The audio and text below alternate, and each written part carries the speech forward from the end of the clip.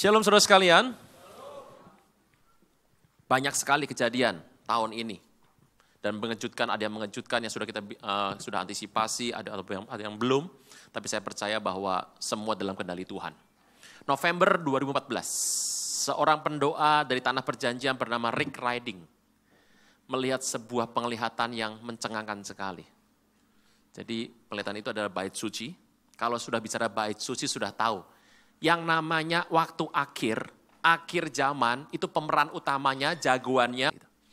Jagoan akhirnya yang akan mengalami menjadi tokoh utama sentral dari seluruh kegerakan akhir zaman adalah bangsa pilihan. Rick Riding melihat sebuah penglihatan, muncul naga besar dan menyemburkan, meliuk-liuk, menyemburkan asap dan api. November 2014. Nah, asap dan api itu membuat munculnya kekacauan banyak di muka bumi dan ditambah dengan deru perang dan pertentangan yang begitu banyak di mana-mana. Muncul ledakan, muncul pembunuhan, muncul segala hal yang buruk. Tapi tiba-tiba waktu dia muncul, yang mulai mengacaukan, terdengar sebuah suara berkata, "Not now, not now, tidak sekarang." Tiba-tiba sebuah kaki besar turun dari atas. Diinjek itu ular naga tadi. Dijepit kepalanya dengan ibu jari dan telunjuk dari kaki. Sehingga waktu diinjak ini, naga itu hanya bisa mengeluarkan hembusan-hembusan nafas. Tapi hembusan itu saja, itu bisa membangkitkan beberapa kekacauan, termasuk beberapa hal mengenai teror-teror yang ada di muka bumi. Tapi walaupun seperti itu, tidak bisa membesar. Dan diinjak, dibawa ke bagian timur dari bait suci. Kalau Bapak Ibu tahu bagian timur dari bait suci itu adalah Golden Gate. Gerbangnya cuma satu, semua gerbang satu, cuma ada satu sisi yang gerbangnya dua. Itu adalah gerbang timur atau Golden Gate. Anda pernah ke sana, jangan lupa melihat dulu dari gereja Getsemani, taman di mana Tuhan sedang berdoa pada malam itu. Gereja segala bangsa, itu depannya persis tegak lurus adalah Golden Gate. Dibawa ke sana, ini penglihatan ya, dibawa ke sana. Dan diinjak di sana untuk beberapa waktu lamanya. Saudara Tuhan, percayakah Anda bahwa kaki itu akan menjepit ular naga itu selama-lamanya? Jawabannya tidak. Akan ada waktunya, satu periode akan diinjak naga itu. Kapan tuh satu periode? Enggak tahu kapan. Pokoknya akan tiba waktunya, kaki itu akan mengangkat. Dan hari itu akan terjadi kegoncangan besar. Bapak Ibu, cerita ini belum ditambah lagi, ada beberapa informasi dan beberapa artikel yang masuk kepada saya mengenai laporan-laporan terakhir perkembangan di dunia. Saudara Tuhan, kalau bertanya, Pak, khotbah hari ini judulnya enaknya apa? Sekali lagi tentang doa. Apa judul tadi? Sekali lagi tentang, ini penting soal doa. Saya percaya bahwa kita semua berdoa, amin. Berjaga-jaga itu apa sih? Berjaga-jaga itu paling gampang adalah hidup berdoa. Berjaga-jaga adalah Anda hidup dengan doa. Berjaga-jaga artinya Anda melihat potensi-potensi mana yang kelihatannya bisa membuat hidup Anda jatuh. Anda berawas-awas di sana. Kita lihat sebentar soal doa. Matius, gak ada hal yang lebih indah daripada Matius 6. Yang ngajar bukan manusia, yang ngajar bukan orang biasa, yang mengajar adalah Tuhan sendiri. Matius 6. Ayat kelima. 2009 pada bulan Maret untuk pertama kali saya bicara akhir zaman secara luas. Ya sering ajar akhir zaman kan sering ya di kom ya. Tapi pertama kali bicara akhir zaman secara luas itu karena ada satu gereja yang memberikan topik bagaimana berdoa yang baik. Khotbah yang saya bawakan soal doa itu endingnya akhir zaman. Nah, tempat gereja itu adalah tempat ini. Jadi hari ini adalah judulnya sekali lagi tentang doa. Belagak lupa begitu? 2009 bulan Maret. Matius 6 ayat 5. Apabila kamu berdoa, janganlah kamu berdoa seperti orang munafik. Mereka suka mengucapkan doanya dengan berdiri dalam rumah ibadat dan pada tikungan-tikungan jalan supaya mereka dilihat orang. Ini kebangetan sekali nih. Bapak Ibu kalau saya baca ayat ini nggak pernah lupa saya. Awal pertobatan saya itu dibina oleh seorang hamba Tuhan, sekarang sudah ada di luar negeri. Dia sudah melayani tidak di Indonesia, dia pergi ke luar negeri dan melayani di sana. Jadi saya dibina, waktu saya masih kuliah bersama teman-teman dibina, saya tinggal daerah Karet. Itu pembangunan jalan Karet Kasablanka belum ada waktu itu. Baru start mulai.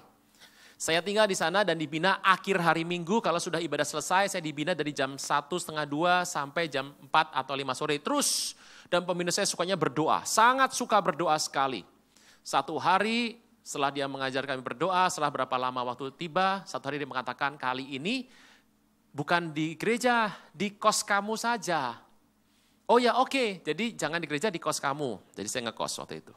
Datanglah pembina saya datang ke kos kami dan kami rame-rame dibina di sana, tapi dia motornya rusak sehingga dia naik bis. Selesai jam 5, hari itu Sampurna Strategik itu masih baru sekali itu, belum ada bahkan. Itu masih penuh dengan material pembangunan, ada halte di dekat depan seberang dari Intiland. Apa itu istilah itu ya.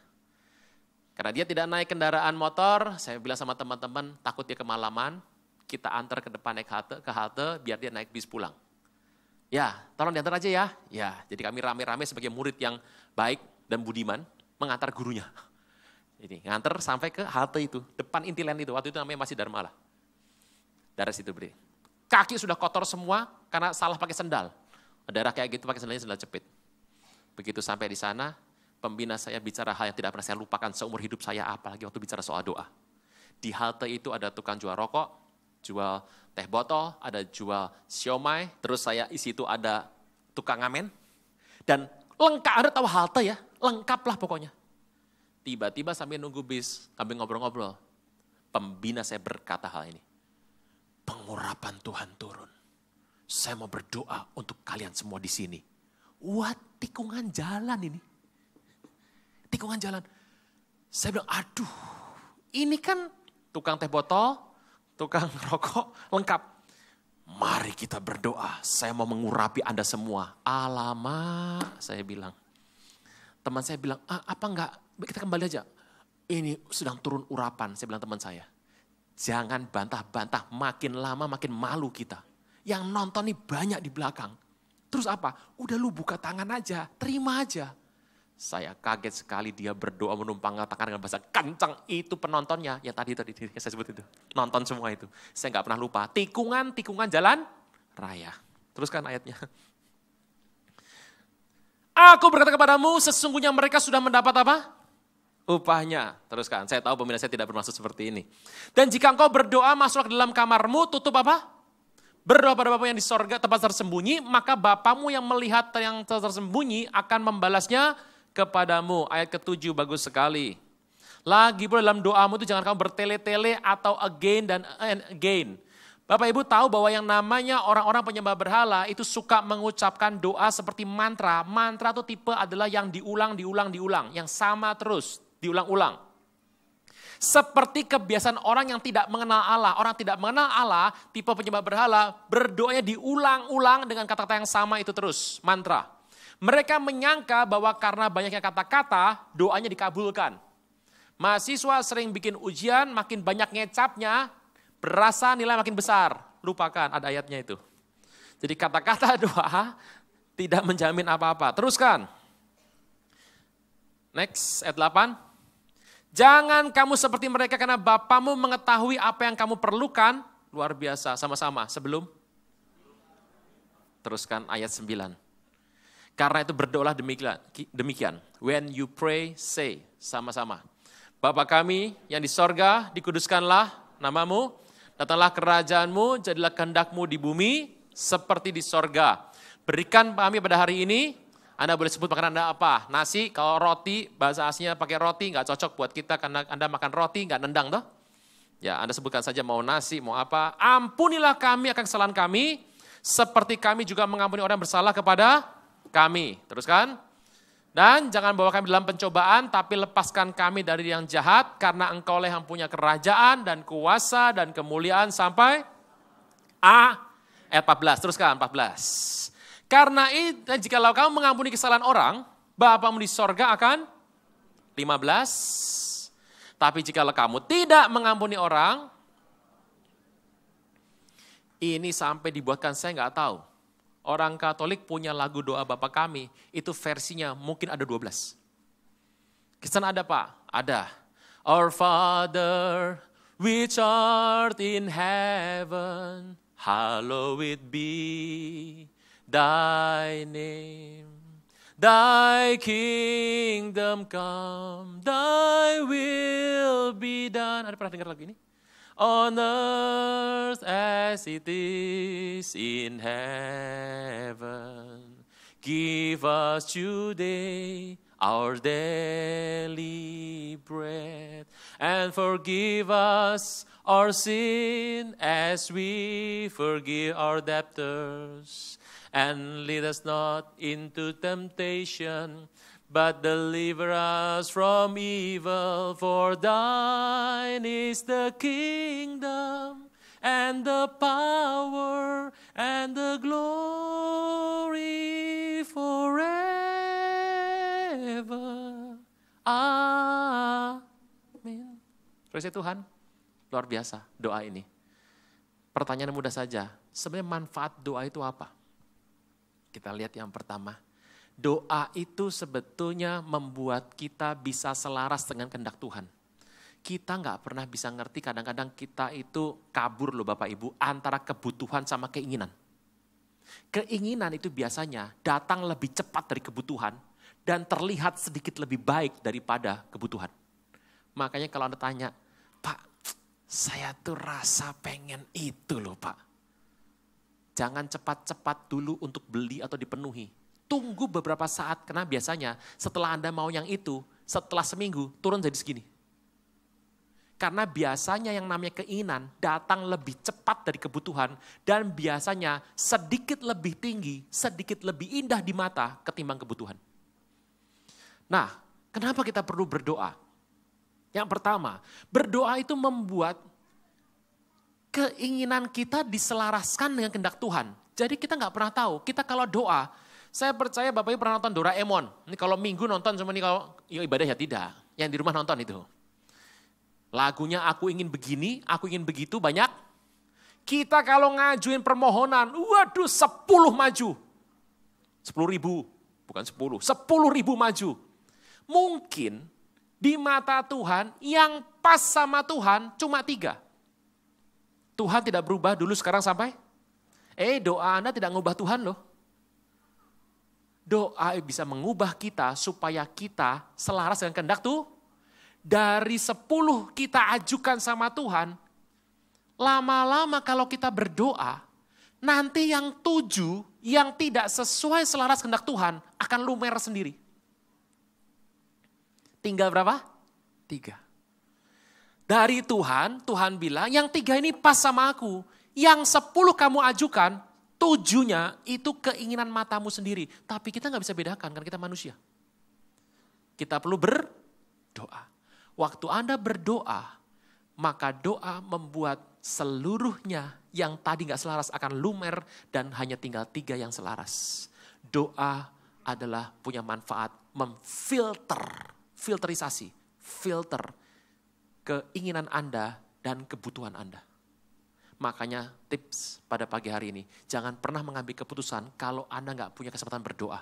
Deadline bro, deadline, cepetan ambil keputusan. Mumpung lagi enak ini harganya bagus. Saya beritahu, kalau Anda nggak punya waktu berdoa, jangan ambil keputusan. Lebih baik telat sedikit nggak apa-apa. Nanti kalau telat gimana Pak? Kita bisa perbaiki dengan doa lagi. Tapi kalau Anda sudah mengambil terlalu cepat, panjang ceritanya. Nomor 1, doa memfilter keinginan dan kebutuhan. Penting sekali, makanya kenapa kita berdoa? Nomor 1, waktu kita berdoa, kita akan menyamakan cara pandang kita seperti cara pandang Tuhan. Sehingga semua yang tidak sesuai hati Tuhan akan mulai lumer. Hari-hari ini, berdoa. Supaya jangan sampai keinginan itu membuat timbulnya hawa nafsu. Membuat kita banyak sekali dalam banyak hal. Kita salah jalan, salah langkah, kita pandang benar, kita nggak pernah tahu, kita ini manusia. Kita nggak pernah tahu, bisa tahu masa depan kalau Tuhan tidak buka sama kita. Tapi Tuhan kasih sebuah facility, namanya doa. Doa membuat jadilah kehendakmu di bumi seperti di sorga. Kehendak di bumi jadi seperti sorga. Kehendak bumi itu banyaknya bukan main. Tapi yang selaras dengan Tuhan akan dipenuhi. Makanya jangan kaget, Pak, waktu saya berdoa, Kok yang dijawab cuma yang ini ya? 14 Mei 48. Perdana Menteri David Ben-Gurion proklamasi kemerdekaan Israel. Hari Jumat mau Sabat jam 4 sore lebih 17 menit. Percaya saja sudah, gak usah dihitung. Baru proklamasi kemerdekaan, tidak pakai PPKI. Panitia Persiapan Kemerdekaan Israel gak pakai. Begitu proklamasi, gak sampai 1 jam. Mesir telepon. Halo bro. Zaman sekarang bukan bro. Aneh loh. Dulu brur. Terus bro. Terus bray. Sekarang bro. Itu kalau E-nya kebaca gak enak itu. Terus bro. Waduh gak enak lagi itu. Batalkan proklamasi bro. Kalau enggak aku serang loh kamu. Ya enggak sesopan itu ngomongnya. Bayangkan baru 1 jam proklamasi dikepung dan 1 bulan kemudian 7 bangsa kepung bangsa ini. Pertanyaan saya, kalau Anda jadi mereka, doanya apa? Kirim dong Amerika, rudal, tank, barakuda, panser, semua kirim. Terkirim enggak? Enggak. Kalau Anda jadi mereka doanya apa? Tuhan kirim dong Inggris supaya kirim hamburger, hotdog. Anda tahu itu dikepung, nggak ada ransum makanan itu. Kalau Anda dan saya di tempat itu, doanya apa? Kita minta semua yang kita pikir cocok. Persenjataan dan makanan. Kisah mencatat mereka menang perang. Anda tahu kenapa? Begitu dicepit gak ada makanan, ternyata di lembah, dataran tinggi, pegunungan, daerah danau, muncul tanaman baru. Yang sudah ada. Nama tanaman itu kutzbats. Mereka makan tanaman kutzbats. Mereka punya tenaga untuk perang. Kutzbats itu bahasa Inggrisnya spinach. Bahasa Indonesianya bayam bro. Gitu. Jangan bilang Popeye. Mereka makan itu, mereka angkat senjata dan menang. Pertanyaan saja, saya mudah aja. Siapa yang kirim tanaman itu? Itu tanaman gak dikirim terlalu cepat. Kalau dikirimnya setahun sebelumnya, pas mau proklamasi gondrong tuh tanaman, apa kata Perdana Menteri? Basmi semuanya. Begitu dibasmi, lapar itu. Tapi kalau dikirimnya seminggu sebelumnya, masih kecil tanamannya. Itu bangsa Israel berkelahi rebutan kutzbats. Yang kirim tepat waktu siapa?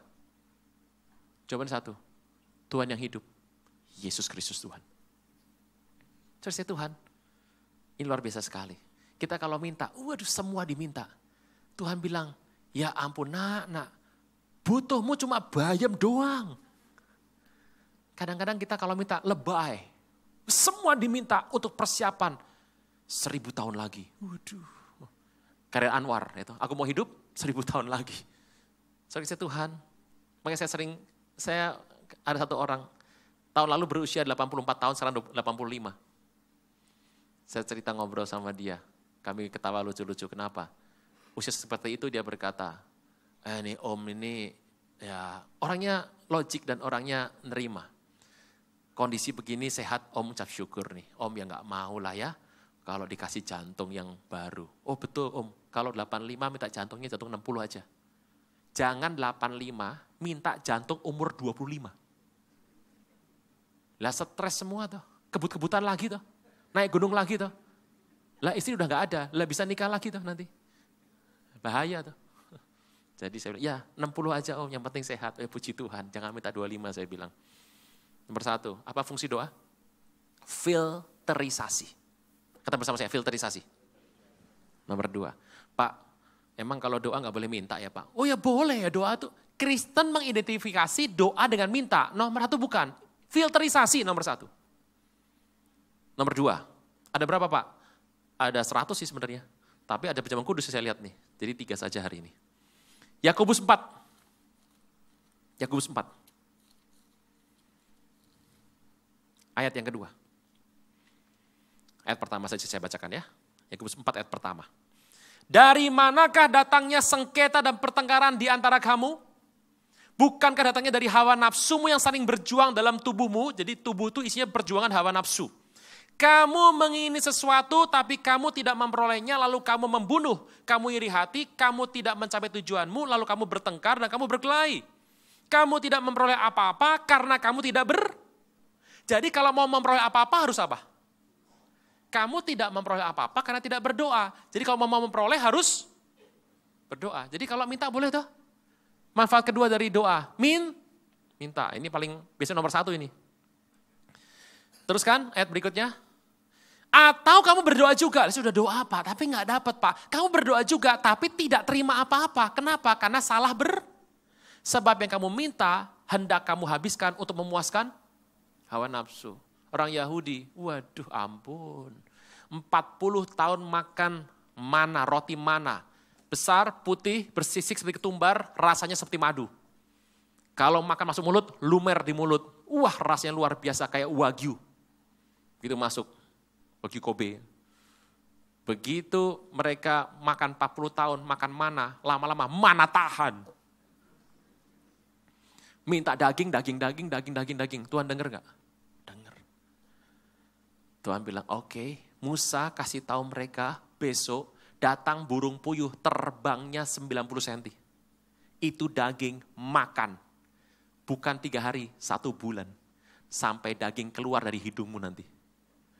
Mereka bilang, masa dikasih daging itu ngelihat burung lewat. Wah, usyangke. Ngoh yangkap. Burung goreng langsung sikat, dipulas, makan.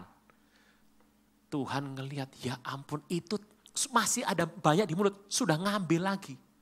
Saya ingat orang Kristen kalau pergi kawinan. Waduh. Sambil ngantri, sambil makan. Begitu nyampe, taruh piringnya, ambil lagi. Wah, lah ya persis tuh. Saya deketin teman saya. Shalom Pak Aruna. Kok mirip orang Israel di padang gurun? Langsung keluar dari barisan dia. Nah, sekali-sekali perlu ya seperti itu. Minta karena penuh hawa nafsu. Bapak Ibu saya mau cerita sebentar soal minta. Begini. Tuhan tuh kalau ngasih berkat itu berlimpah. Ada berkat yang namanya hadiah. Anda nggak perlu doa, nggak perlu minta. Saya mau tanya, Bapak Ibu pernah ya lagi ulang tahun, tiba-tiba malam-malam ada yang ketok pintu, begitu buka pintu langsung roti tart tempel ke muka, langsung happy birthday to you, hadiah datang. Anda nggak doa, Anda nggak minta, kadang-kadang lagi tidur, tiba-tiba hadiah bertumpuk. Berkat Tuhan ada yang tipenya seperti ini, udara, matahari, Anda nggak perlu minta, tiap hari ngalir. Dan ini kita lupa. Bapak Ibu orang tanya sama saya, Pak, mujizat definisinya apa? Alah kelamaan. Mujizat itu timing. Kalau saya lagi perlu siomay datang, itu mujizat. Tapi kalau saya butuh siomay, yang datang adalah kopi, itu bukan mujizat. Kan gitu. Anda lagi butuh pertolongan. Tiba-tiba pinggir jalan lagi bocor ban. Aduh, udah malam lagi. Tiba-tiba lewat. Orang gereja, teman baik. Mujizat toh? Ya, coba lagi tidur, terus teman lewat. Lewat aja bro, udah orang lagi tidur. Yang namanya mujizat itu bagi kita adalah timing.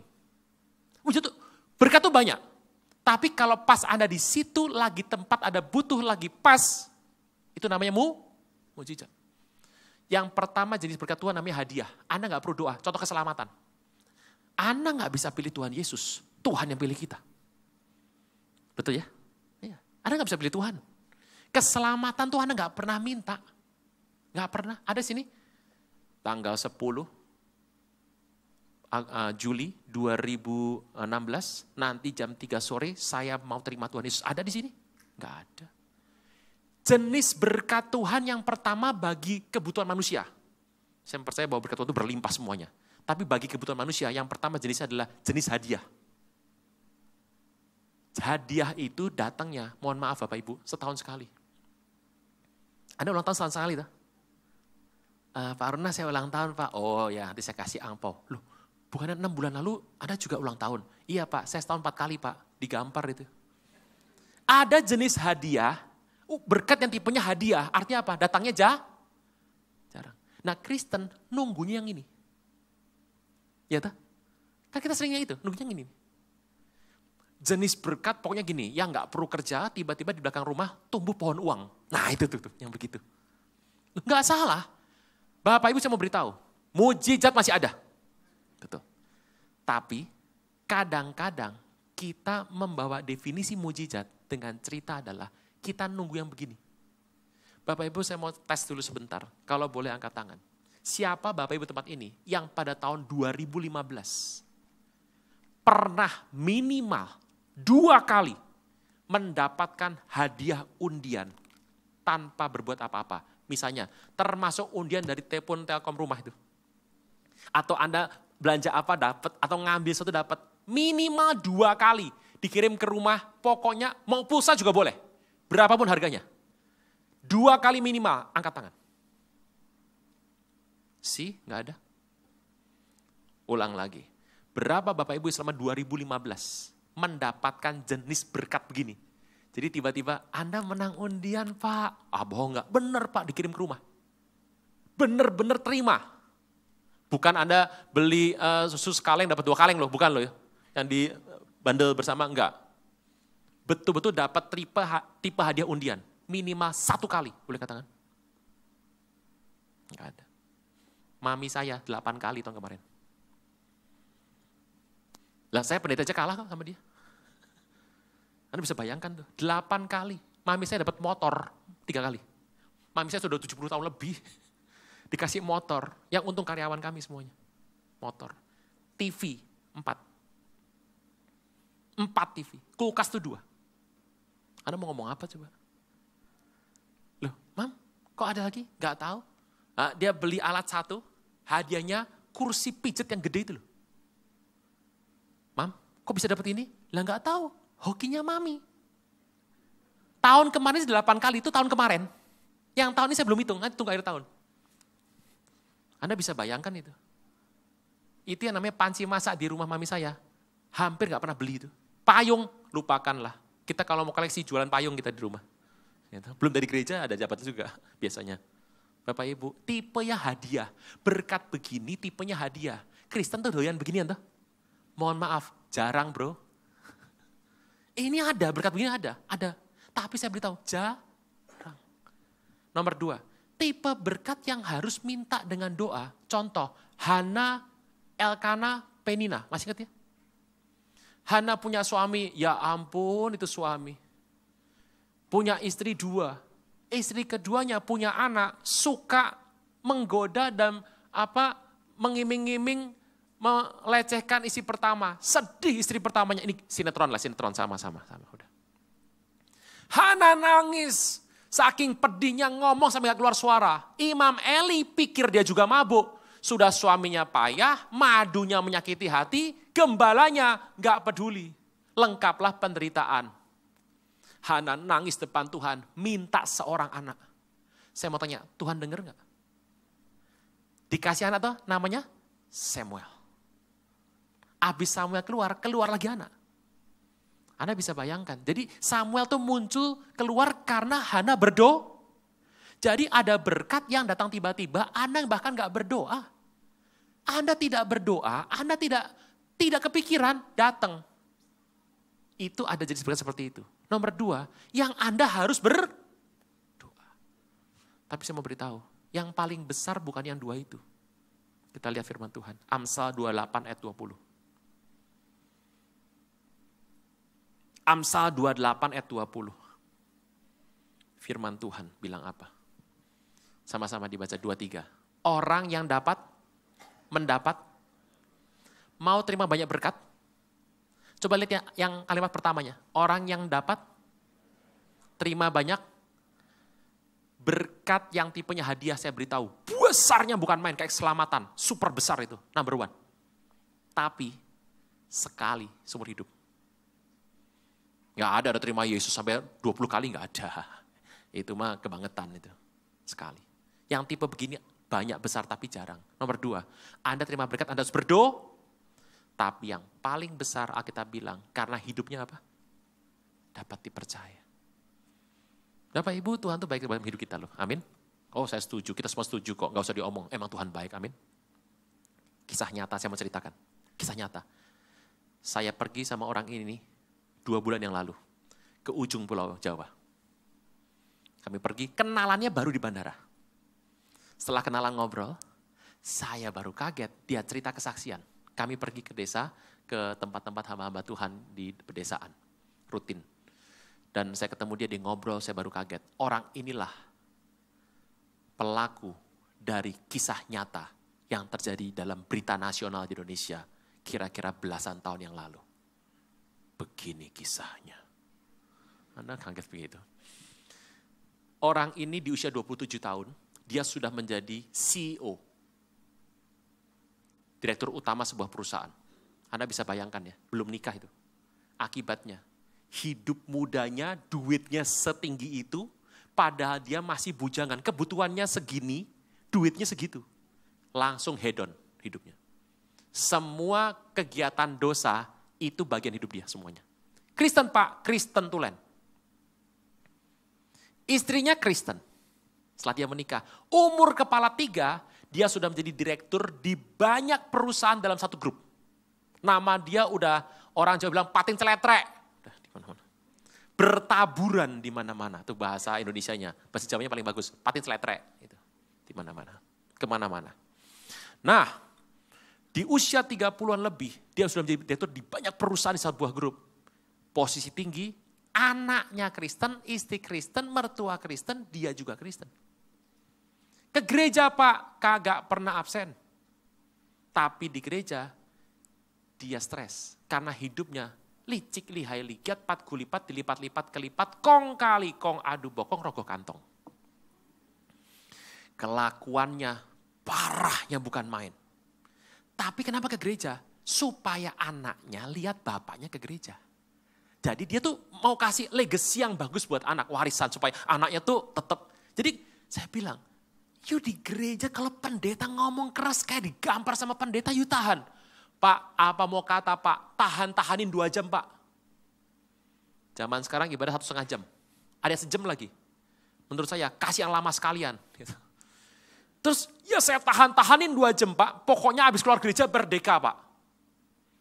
Kamu tahan, ya pokoknya tahan-tahanin aja Pak. Yang penting anak saya lihat sama istri saya bahwa saya ini aktif di gereja. Oh lala. Terus di rumah doa enggak? Oh mesbah keluarga tiap malam Pak. Anak, istri kadang kalau ibu mertua datang ikut sekalian sama istri. Semuanya kita mesbah doa. Tapi saya ya asal hadir muka saja Pak. Sambil ngantuk-ngantuk tahan. Yang penting anak saya lihat saya hadir. Supaya anak saya tahu saya ini beriman.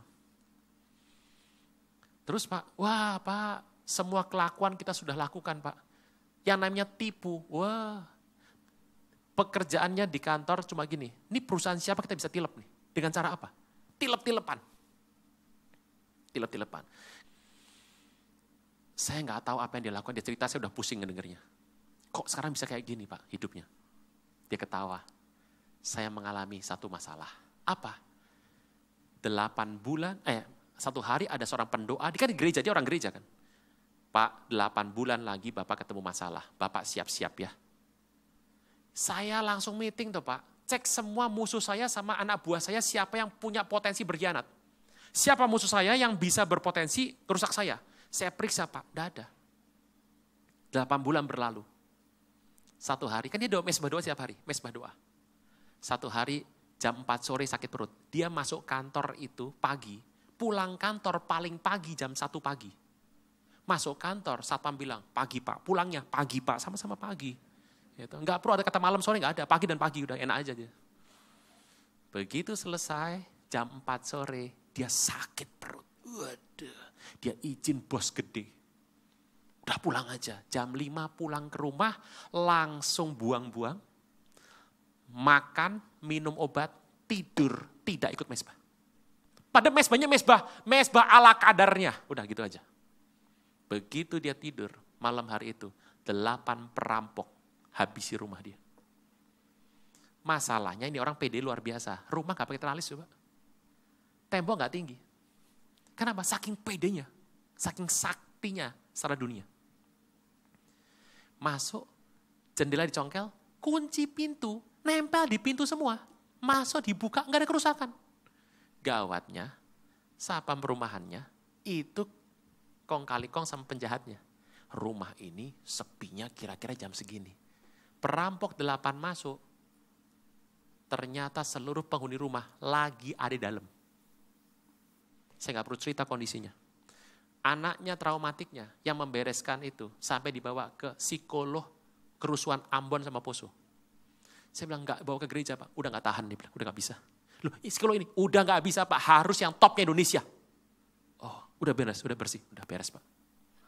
Terus sekali itu dia cerita sama, pindah ke aparat, gak kelar-kelar. Temannya bilang, tak cek ya, handphone kamu kan hilang toh. Saya cek di provider.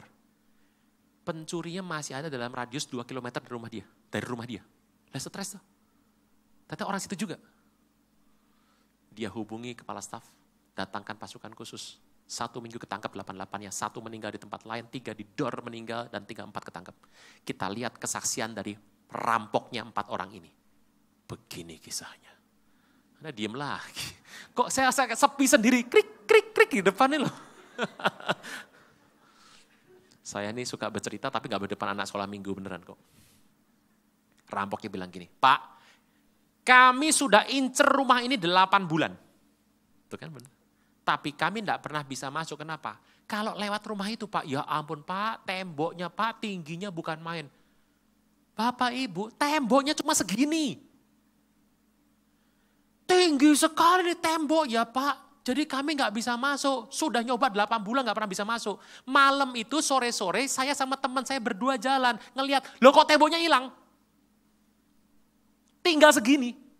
Dia kontak 6 orang, 8 orang masuk malam itu. Habis satu keluarga semuanya. Pertanyaannya, doanya abal-abal itu. Di gereja, pendeta ngomong, bertobat. Begitu doa berkat, amin, lega. Kok gitu aja Tuhan masih pelihara? Saya beritahu, Tuhan pelihara. Anda mau seperti itu Tuhan pelihara, saya beritahu. Tapi ada deadline-nya.